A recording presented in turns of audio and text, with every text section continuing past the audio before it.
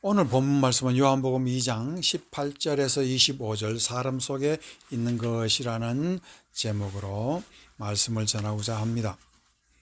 오늘 본문 말씀에는 특별히 25절 말씀에 또 사람에 대하여 누구의 증언도 받으실 필요가 없었으니 이는 그가 친히 사람의 속에 있는 것을 아셨음이니라 라고 25절에 말씀하고 있습니다. 여기서 본문은 사도 요한이 아주 심각한 질문 하나를 던지고 있습니다. 사람들은 표적을 보면서도 표적을 요구하고 있다는 것입니다. 왜 그럴까요? 그들은 표적의 뜻도 깨닫지 못하고 계속 표적을 요구하고 있다는 것을 말을 하고 있습니다.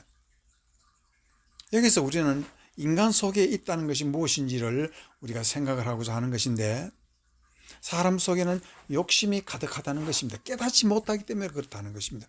깨달으면 표적이 얼마나 위대한 것인지를 아는데, 사람 속에 이 욕심이 가득 차 있다는 것과, 또 유대인들은 자기들만 성경을 알고 예수님은 성경적자 제대로 알지 못하는 그런 무식쟁이 나사렛 사람이라, 시골 사람이라 그렇게 말해서 자기 자존심을 높이면서 예수님을 앉힙니다. 이와 같이 인간 속에 있는 욕심과 자존심이 얼마나 위험한 것인가를 우리가 말씀을 통해서 오늘 생각하고자 하는 것입니다. 그러면 첫 번째, 사람 속에 있는 것은 욕심이다라는 그런 뜻입니다. 이것은 단순히 오늘날 사람들만 말하고자 하는 것이 절대로 아닙니다. 인간은 원래부터 욕심의 산물이라는 것을 우리가 창세기에서 알아내야 합니다. 창세기 3장 23, 24절에 보면은 여호와 하나님이 에덴 동산에서 그를 내보냈다 그랬습니다. 에덴 동산에서 쫓아냈다 그랬습니다. 그의 근원이 된 땅을 갈게 하시니라. 24절에 이같이 하나님이 그 사람을 쫓아냈다 했습니다. 에덴 동산 동쪽에 그룹들과 두루 도는 불칼을 두어 생명나무의 길을 지키게 하셨다라고 말하고 있습니다. 여기에서 아담은 두 가지 큰 것을 상실하고 있습니다. 무엇 때문에? 하나님처럼 되겠다 하는 그 욕심 때문에 하나님의 귀한 말씀은 버리고, 그 결과로 그들이 두 가지 엄청난 것을 상실했습니다. 하나는 축복의 근원이 되는 에덴 동산을 상실했습니다. 에덴 동산에는 모든 인간에게 필요한 축복이 다 그 속에 있었는데 그것을 상실했습니다. 두 번째는 하나님께서 불칼을 두어서, 그룹 천사지요. 그룹 천사는 날개가 4개 있는 천사인데 양쪽에 2개 이렇게 그런 그룹 천사들을 통해서 생명나무의 길을 막았다 했습니다. 이것은 엄청난 의미가 있는데, 생명의 길이 막혔다라는 그런 뜻입니다. 그러니까 아담은 어떤 것을 상실했습니까? 첫 번째, 축복의 근원 잃어버리고, 두 번째, 생명의 근원을 상실했다. 무엇 때문에? 하나님과 동등된 그런 존재가 되기 위한 엄청난 무시무시한 욕심을 품었기 때문에 하나님 앞에서 이렇게 쫓겨나는, 모든 것을 잃어버리는 그런 존재가 되었다는 것을 우리가 알 수가 있습니다. 다윗은 어떻습니까? 다윗은 바세바라는 남의 여자를 뺏어갔을 때 어떤 역사가 있었는지 우리가 한번 구약 성경을 통해서 봐야 되겠습니다. 사무엘하 12장 7, 8절에는 다음 같은 말씀이 거기에 적혀 있습니다. 나단 선지자가 다윗에 이르되 당신이 그 사람이라. 어떤 사람? 남의 어린 양을, 자기의 딸처럼 기르는 어린 양을 이 주인이 빼앗아서 먹었다, 이런 말이죠.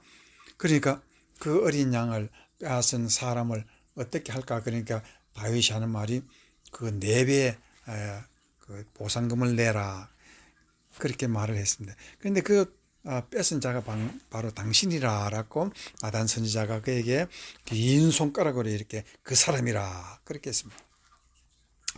이스라엘의 하나님 여호와께서 이와 같이 이르시기를 내가 너를 이스라엘 왕으로 기름 붓기 위하여 너를 사울의 손에서 구원하고 내 주인의 집을 내게 주고 내 주인의 아내를 내 품에 두고 이스라엘과 유다 족속을 내게 맡겼느니라. 만일 그것이 부족하였을 것 같으면, 참 희한한 말씀을 하고 있습니다.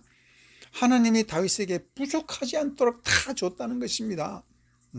그런데 또 무슨 욕심이 있어서 남의 부인을 이렇게 뺏어가 그 남편은 이렇게 죽이느냐 하는 그런 것입니다. 내가 네게 이것저것을 더하여 주었으리라 그랬습니다. 하나님께서는 다윗에게 모든 것을 욕심나지 않도록 했는데도 그것도 못 참아서 욕심을 부려서 이렇게 큰 죄를 지었습니다. 그러니까 다윗의 실수는, 이 죄는 무엇을 말하고 있습니까? 자기의 받은 것을, 자기가 갖고 있는 것을 진정 감사하지 못한 그런 사람이라고 말을 하고 있습니다. 그래서 이 축복의 원리를 깨닫지 못한 사람이라. 그러면 어떻게 됐습니까? 이스라엘 백성도 하나님이 주신 그 축복을 깨닫지 못하고 예수님 앞에서 이 욕심을 부렸습니다. 자기들이 잘났다고 자꾸 기적 이적만 보이라고 그렇게 말을 하고 있습니다. 이름으로 말미암아 인류는 자기의 고향을 잃어버린 그러한 디아스포라스, 나그네가 되었습니다. 에덴 동산을 떠나버리고 이스라엘 백성들도 자기들이 하나님 앞에서 욕심을 부리니까 유다, 예루살렘 성전 다 파괴되고 다시 돌아오지 못하도록 하나님께서 2000년 동안 나그네가 되어서 디아스포라로 살게 했습니다.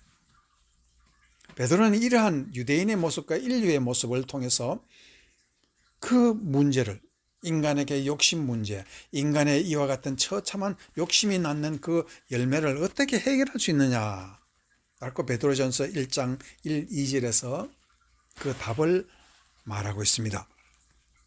베드로전서는 이러한 면에서 디아스포라가 어떠한 의미며 그 디아스포라의 서름은 어떻게 우리가 이기고 나갈 것이냐를 말하고 있습니다. 예수 그리스도의 사도 베드로는 본도, 갈라디아, 갑바도기아, 아시아와 비두니아에 흩어진 나그네, 이 흩어진 나그네라는 말이 디아스포라스랍니다. 나그네라, 디아스포라스. 이 이스라엘 백성들이 왜 디아스포라가 됐습니까?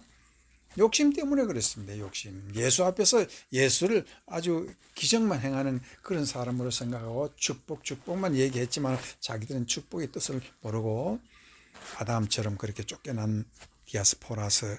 그러면 그러한 사람들을 위해서 뭐를 어떻게 하라고 말합니까? 2절에 보면 곧 하나님 아버지의 미리 아심을 따라 성령이 거룩하게 하심으로 순종함과 예수 그리스도의 핏뿌림을 얻기 위하여 택하심을 받은 너희들에게 편지하노니 은혜와 평강이 너희에게 더욱 많을지어다라고 말하고 있는데, 은혜와 평강으로 인간의 모든 슬픔과 인생의 외로운 나그네 길을 우리가 위로받고 답을 얻을 수 있는 존재가 된다라고 말을 하고 있습니다. 그러면은 은혜라는 카리스라는 뜻이 무엇이겠습니까?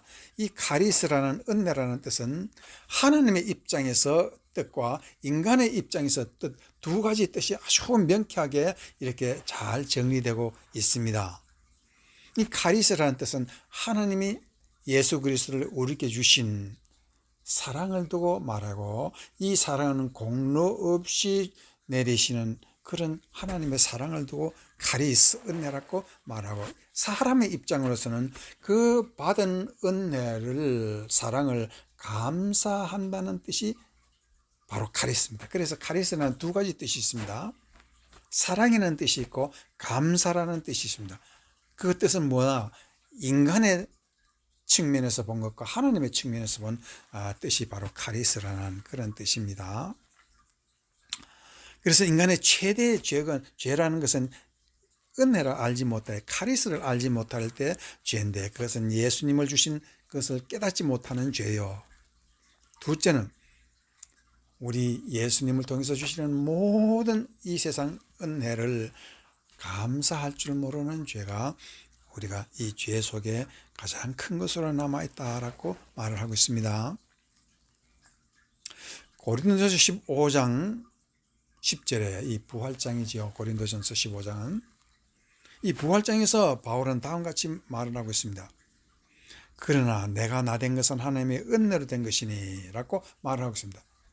바울이 사도가 되고 인간 된 것은, 원래 인간 축에도 못 드는데 내가 인간이 된 것은 하나님의 은혜로 사람이 되었다라고 말하고 있습니다. 이로써 인간 속에 있는 욕심이라는 그 엄청난 이 죄라는 덩어리가 무엇에 의해서 해결되느냐 하면 은혜를 깨달을 때 된다라고 말하고 있습니다. 그래서 계속해서 내게 주신 그 은혜가 헛되지 아니하며 내가 모든 사도보다 더 많이 수고하였으나 내가 한 것이 아니요 오직 나와 함께 하신 하나님의 은혜로라 라고 말을 하고 있습니다. 이 말은 바로 사도 바울은 하나님의 은혜 깨달았다 그랬습니다. 그 은혜가 무엇입니까? 하나님이 주신 예수 그리스도의 공로 없으신 십자가의 사랑을 깨달았다 그런 뜻이죠. 그래서 자기가 헛되이 받지 아니했다. 그러면 사도 바울의 글에 보면은, 행동에 보면은 바울 사도의 행동과 생각에는 늘 예수 그리스도의 피에 젖은 생각과 피에 젖은 행동이 있습니다. 바울 사도의 글을 읽어보면 예수 그리스도의 피가 거기서 쾅쾅 쏟아져 나옵니다. 그것이 은혜의 감사에 넘치는 감사를 그가 이렇게 자기가 성령으로 받은 것을 우리에게 전한 것이 사도 바울